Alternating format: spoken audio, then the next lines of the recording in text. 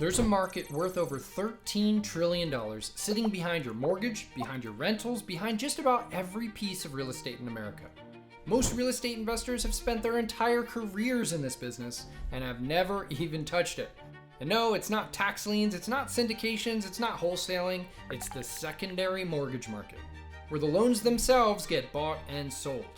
And once you see how it works, you'll never look at a foreclosure listing, a seller finance deal, or your own mortgage the same way again. So what actually trades in this market? Picture this. Somebody wants to buy a house, but they don't have the cash. So they borrow it from a lender who does, and they make a promise. I'll pay you back, and I'll pay you back with a little extra on top. That extra is called interest, the cost of using someone else's money. That promise in writing is the note. And to protect the lender, the borrower signs one more thing, a mortgage, which pledges the house as collateral.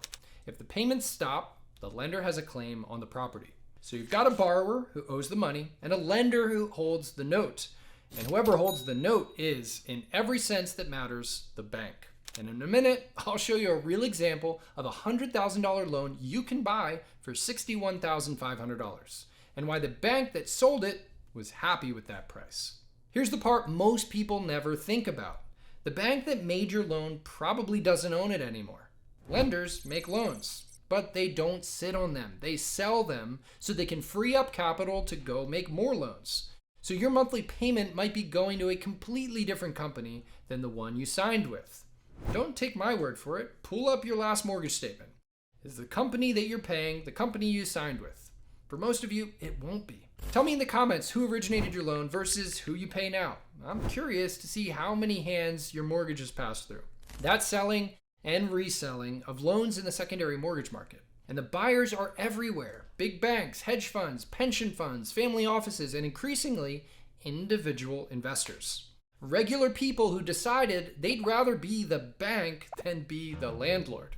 Now, not all of these loans look the same. Some are performing, the borrower pays every month right on schedule, and some are non-performing. The borrower hit a rough patch and fell behind. And here's the thing, banks will often sell those non-performing loans at a steep discount.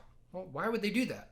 Well, for the last 15 years, my job has been selling these loans for the banks and the funds. So I can tell you exactly why.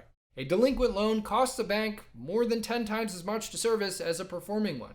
A big institution isn't going to pick up the phone and build a custom plan for one family that's 3 months behind. The math doesn't work at their scale. So they sell, and by the time they do, they've usually already written the loan off their books. But an entrepreneurial investor works at a completely different scale, and that's what's at the heart of this business. Buy the loan at a discount and then work directly with the borrower to find a resolution. We'll come back to why there's a win for both sides. Let's break down 4 terms that you'll hear in this market. And the 4th one is where the entire business model hides. First, the UPB, the unpaid principal balance.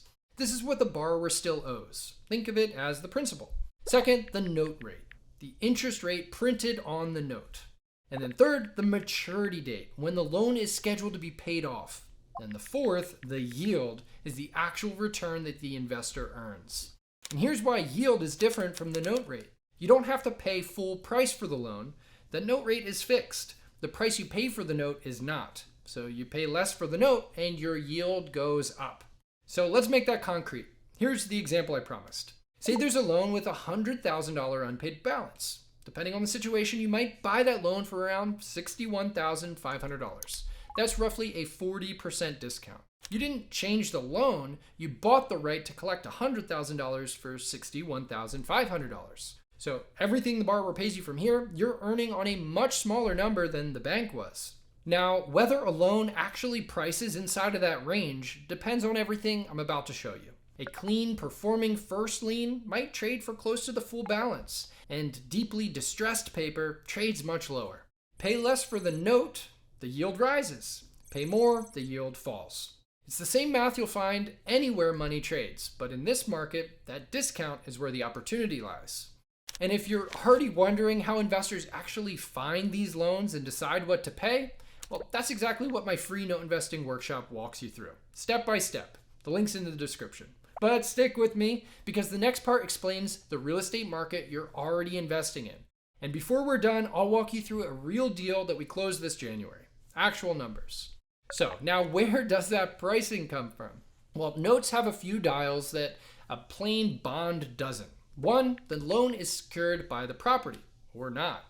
2, the lien position. First liens get paid first. Second liens only get paid after the first is satisfied, so they can carry more risk. 3, that performing versus non-performing status. So stack those together and you've got a note version of a risk premium. A performing first lien with plenty of equity behind it is the safe end. It trades at a low yield. A non-performing second lien with no equity trades for pennies on the dollar.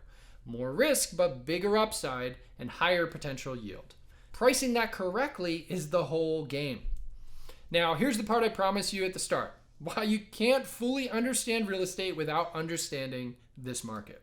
Every foreclosure you've ever seen hit the MLS started life as a non-performing note that somebody chose not to work out. That note market sits upstream of distressed inventory. By the time you're looking at a house, a note investor already looked at the loan months or years earlier at a better price with way more options. Every seller finance deal you've ever done created a note. If you sold a property and carried back paper, you're already a note holder. And that note has a market value that you could sell for cash tomorrow. Most seller financiers have no idea their paper is a liquid asset. And if that's you, if you're holding seller finance paper right now, drop a comment below. I read every single one. And when you hear that institutional capital is buying up houses, a huge share of that money isn't buying houses at all. It's buying the debt secured to those houses. The biggest players in residential real estate aren't on Zillow, they're trading paper. So the note market isn't a side niche of real estate, it's the layer underneath all of it. The houses are the collateral, the notes are the asset.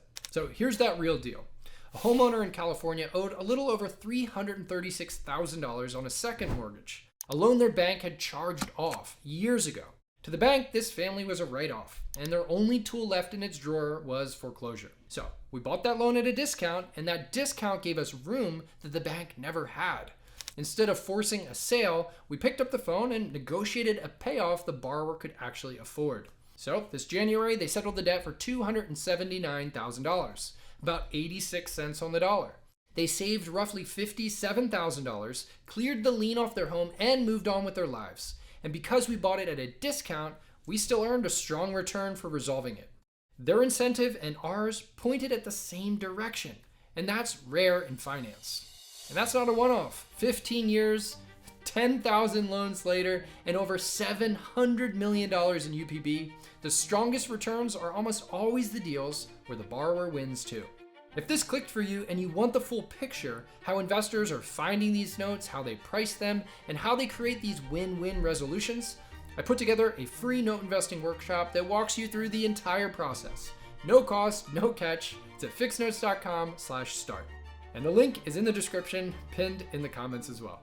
Drop your questions in the comments. I read all of them. And if you want the next layer of this, watch this video next.